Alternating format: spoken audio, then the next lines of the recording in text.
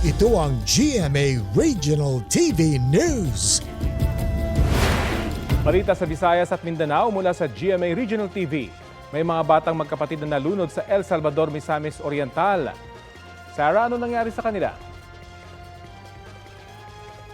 Rafi, lingid sa kaalaman ng ina, isinama raw ng kapitbahay ang magkapatid na maligo sa dagat sa barangay Poblasyon.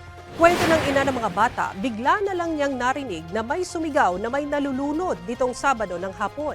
Doon na siya napatakbo at nadiskubreng ang 5 at 2 taong gulang niyang anak iyon.